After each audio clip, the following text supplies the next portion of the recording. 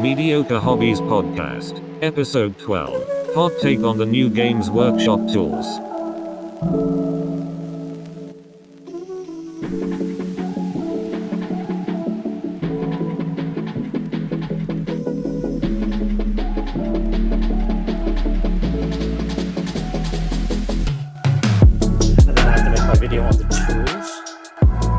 Yeah, that'll be interesting. I've seen a lot of hot takes. Yeah, it's a lot, but I'm trying to be a bit more. I've been using them all day. I've been using them to build stuff last night. I'm using them because a friend of Tim messaged me today, which is like, you have the new tools, and I can say yes now because they're available for pre-order. Yeah, of course. And he was like, "What do you think of them?" I was like, "I'm not going to say what I think of them right now. I think the clippers are magnificent.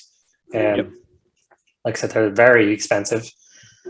Yeah, 40 euros or 40 30 euros pounds. For how many pounds? 30 pounds. 30 pounds, which is, See, my argument to that is the Hand of God clippers is €100 or whatever. Yeah, I know. So is this one 40% as good as that one? You know what I mean? It's all just down to what you're willing to pay. Because even when clippers were cheap as chips, 12 quid, 12.50, which was, I remember when I started. Yep. Working in Games Workshop, they were 12.50. People would still go to the hardware store and buy a €2 pair of pliers and wreck their models with that. You know what I mean? Yeah, of course, yeah. It doesn't matter what price it is. There's some people that are I'll just go and get the cheapest thing I can get. And I don't know. I think if you're going to spend that much on miniatures, then you want to spend on the right tools to make sure you get them out properly and don't damage them. So the clippers is going well. I think it's a difficult sell when you look at this week. It's the new Warhammer Underworlds box, but that it's half the price of your box as a set of clippers is a big investment for someone who's maybe spending 100 quid a year on a hobby. Yeah. And look, there you go. People are complaining that Shadow Vaults is too expensive or whatever, and it's sold out completely. Yeah, completely. What's your hot take on the tools then? You like them overall? Like the clippers, like I said, I've used that quite a lot now. And it's very comfortable in the hand. When I cut out the first set of Kill Team scenery, it was with the metal clippers, and my hand was killing me by the end of it. Same thing with the knife when I'm scraping mold lines and cleaning off. I absolutely hate the old knife. Too thin. We both have big hands. I actually use a previous edition square knife. One with the push-up blade. That's the one I use. No, it's the triangle one, the one that's silver on the bottom, silver on the top. Oh yeah, it's got the black, the black, old school one, diamond shaped kind of thing. The rubber. Yes, yeah. So I use that because it fits my hand well. I've actually got two of them right here beside me. Yeah. And I bought the new knife the old new knife because I thought it was cool, but it doesn't work with my hands. Yeah, I'm okay with it. I've gotten used to it, but I think there is literally a callus on my finger from pushing them out.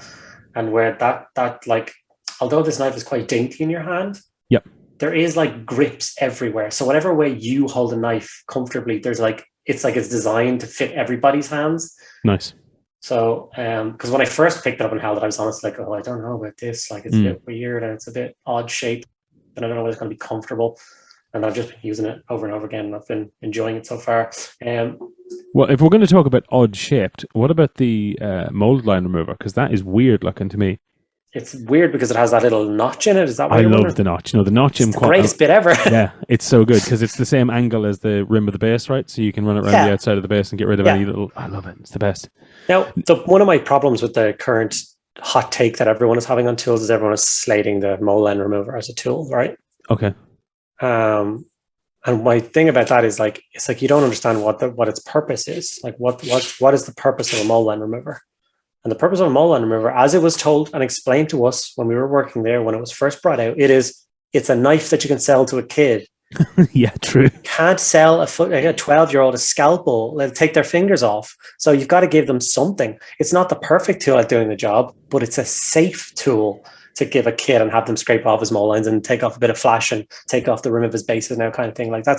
It's not, you're not supposed as an advanced hobbyist, you're not really supposed to be using a mold line remover all that much. That is, you move over to a scalpel if you want to. Yeah, of course. And you can get in at those little fine bits, but it's just, I find it bizarre. It's like a figure skater picking up some plastic Tonka wheels that you put on the end of your shoes and being these ice skates are crap. I'm they're not for you. I also think that those, I don't have the current one, obviously, because it's not out yet officially on when we're recording this. But the previous one, I used a huge amount on terrain.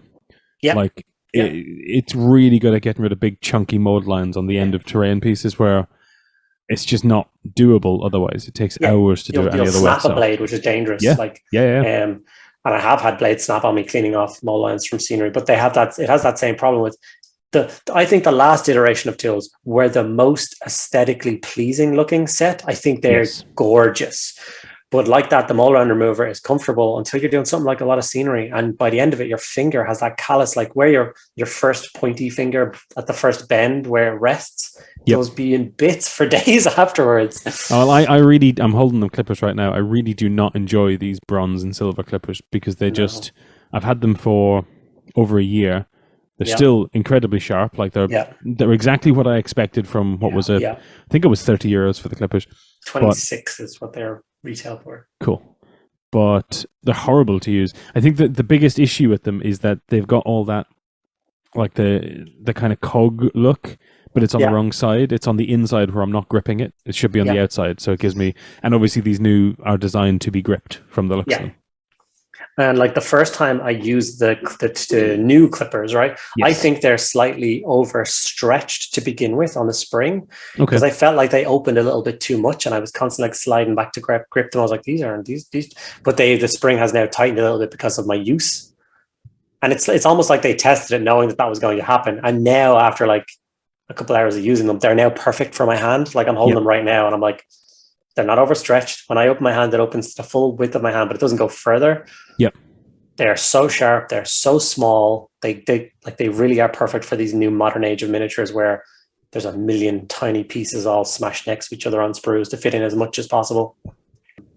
So yeah, the clippers get a big thumbs up for me. Like I said, when I do a video of them, I'm going to comment. I think I'm going to comment in it about like, look guys, I know we all have had the conversation about price. We all know the price. No point in like berating my comment section with stupidly overpriced. I get the price. They're either for you or they're not for you. I'm just gonna let you know what I think of them or whatever. Yeah.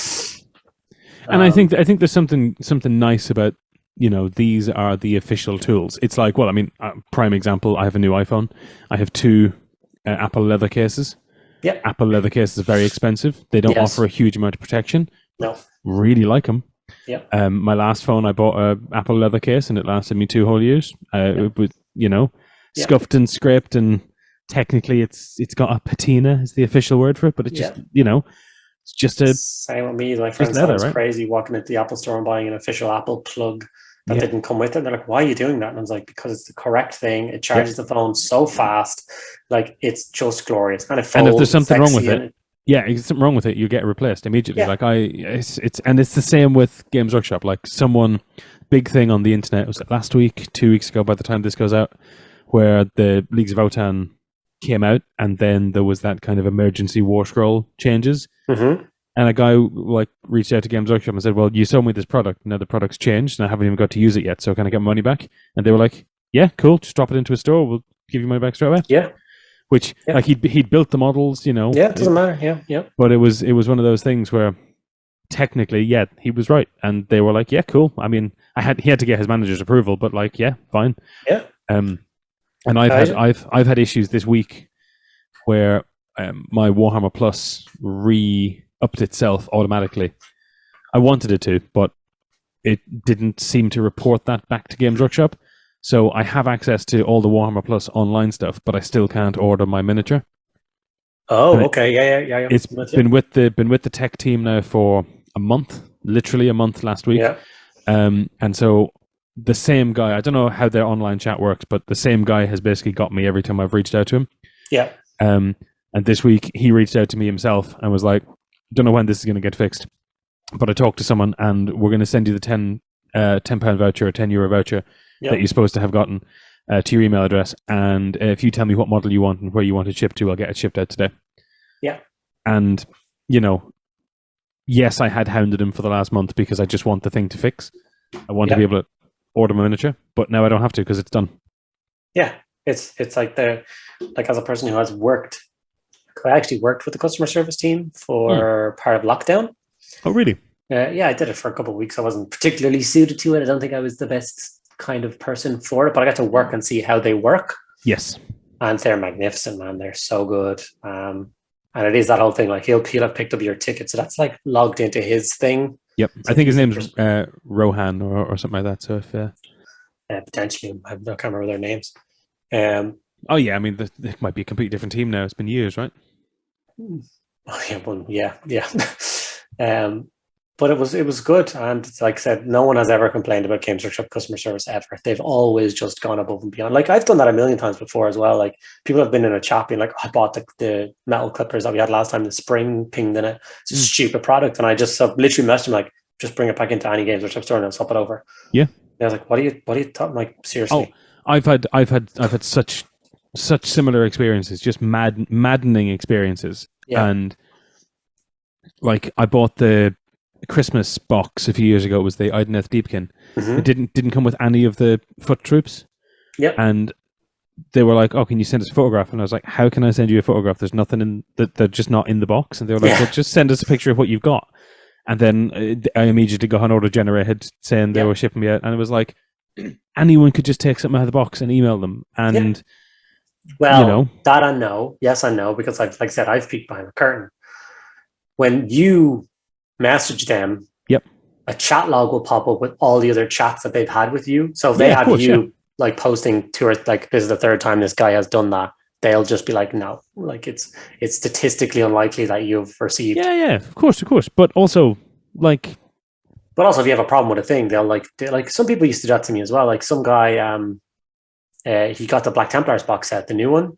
Not new now, but when that came out, he was like, yeah, I got it. And I opened it up and the Emperor's Champion sword was snapped. But, oh no. And I was like, oh, let me just sort you out and get you a new one. He's like, oh, that's fine. I was like, I'll fix it. And I was like, you shouldn't have to. You have paid X amount of money and you should receive this product in this condition. Yep. Like you shouldn't have to add any extra work onto it. That is a fault in who packaged it or how it was handled getting to you. Yep. Like absolutely not. So I got him a whole new one, like not new box set, new Black Templar, Emperor Champion. I haven't asked about the drill, so I think this is the first drill that comes with different drill size pieces. No, last drill did that as well. Did it? Yeah, it came with they call the las gun, bolt gun, and heavy bolter is what they call it. But it was really like a 0.5 mil, 1 mil, and 2 mil drill bits. And how is the drill? I haven't used it yet, but I will say that it does feel like the cheapest pin vise I've ever had from Games Workshop. Yeah. Well, it's £15. It's 25 euro. 20 pounds, actually. Sorry, the €25. Must be the knife. Which I think is about the same price as the old one, to be honest with you. I don't think there's any marked price increase. Maybe I'm wrong. Maybe it's like 18.50 or something. But I definitely feel like the price is much higher on the tools than it was, but I don't know if that's real or if it's perceived. No, they're all more expensive. Like that's just a gift. The clippers is the most. We went from 26 to 40. I think the knife was like 18, is now 24. The Mauling River was like 14.50 or something, and it's 20. And the drill is about the same as the knife, I think. I'd be really interested to know how much of the design on these tools came from, because obviously they've probably had to design these a year ago to get them manufactured and produced to sell en masse. I'd like to know how much of the design was influenced by the issues we had post-COVID and the fact that there's so little metal on these compared to the previous rounds. Is it because there's no aluminium anymore? It's potential. Like a lot of people don't know that one of the big reasons that Games Workshop panicked and moved to Finecast was that the World Supply of tin was basically bought up by some rich like conglomerate in China or whatever, and the price of tin went through the roof, and was like, that's where we make all our models from. Like either we cast them as something else or we mark them up by 80% of the price for everything. Like that's just how it works. So it's possible. I think it's also likely that they went for, like I said, the more comfortable design. But yeah, it could be. It, like I said, it does feel there's a lot of plastic in there. Like it could even be the fact that they wouldn't produce these in house. I was just wondering if they've moved to that, like because they've got a lot of plasticky machines and stuff. But no, I'd say they're all steel. Yeah, I mean, I do think I think that is the biggest issue I have with Games Workshop overall. It's kind of, the old idea that if you've got a hammer, everything looks like a nail. And I really don't like the Games Workshop figure cases because they're just enormous, chunky plastic things. And it's like, we make things out of plastic, so what do you need? Oh, it's in plastic now, and I'm sure they're fine. I've never owned one of the new ones. They're not great, but they're not my style. I really like the old school. Looks like a box of chocolates, basically, full of little rectangular slots. Yes, they for were my great models. when every model was that size and everything kind of fit in. Well, I mean, yeah, you just have like all the third party ones just have different sized, like same size tray, but then different sized holes, or you just cut. Like, I mean, I used to take Space Marine bikes, so that was just you just cut the middle out, and then you had squish them Space Marine bike would fit in. But like I genuinely think that there needs to be a case revolution in Games Workshop. I think that as soon as somebody comes out and says, "Look, guys, this doesn't work anymore," because I thoroughly believe that those magnetic cases are the absolute future of it. I think magnetic cases are going to be the thing in a couple of years. It's just what everybody will have. Well, Games Workshop can never do that. The reason they don't sell magnets is the same reason they have the mold line remover, is because if you swallow a magnet, it can really mess you up. So they can't sell magnets in the stores. Yeah. What if the magnets were already stuck into the bases? I think it's the same legislation. I think it's something to do with magnets. That's a real shame. I didn't know anything about that. Yeah. Have you bought like a box of rare earth magnets before? Yeah, they come in like the same size as matchboxes or whatever, and they've got big yellow warning stickers all over them.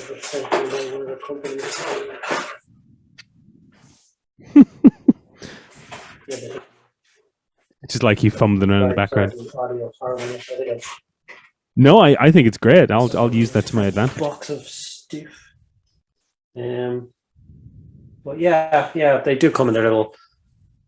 They're stuck to everything around me. All the magnets. I just think there's definitely something to storing them and like transporting them with magnets. It's just a nice thing. A lot of people seem to do it, and it's like every year it seems like more and more people are moving that way. But maybe it's just because we're dealing with like the older generation of people most of the time when we engage with the hobby. So the older people like to play around and do crazy stuff like that, where kids are just like, can I just have that black case full of foam and I'll put my Space Marines in there, please?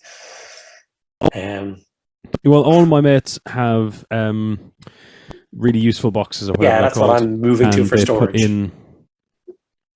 Really, really good. They literally line them with magnetic sheets and just stick magnets at the bottom of their bases and stick them in, and it's very effective. It really works, even for big. Absolutely for the biggest models. We had a comment on the last show. Well, it's not the last show now, is it? We had a comment on episode 9 where someone agreed with me that size was really important when it came to their armies, and they would never buy a Greyhound Demon as Inch for that exact reason. And a mate of mine has Archaon, and he sits on the side wall of one of these boxes because the wall on the box has magnetic sheeting, and he's put loads of magnets above him, and it literally sits in like horizontal. And he can put stuff on the bottom around it, on the side. It's just like a full 360. Yeah. It's really, really cool. And that's the thing. I never want to do that because I would break everything. But I obviously don't try, like we talked about last time, I don't transport a lot of things. But like in my head, I have this vision of like ordering 100 really useful boxes at one stage and getting them all like in one day and being like, because like I'm out of space in my cabinets and I'm building stuff every single day. So like it's a real problem now. There's just stuff falling out of everywhere. So I really need to get a really like future-proof storage situation in place now. So like even now I'm like building all the new kill team stuff. I wish I could have magnets on all the teams. Just put that much up. That really useful box has, all the Imperial kill teams in it. There you go. There's the 3 boarding teams right there. Cool. There's that one has the Necrons and all the, that kind of thing. It's a lot of work though. Yes, it is. But I think it's the way I have to go because they all stack and stuff and slot in you. Buy some of those IKEA Calyx shelves, like squares within squares, just stack them all in there. Yep. Well, I it's absolutely a problem that we all have. You have it a bit more than most of us, but it's one of those really.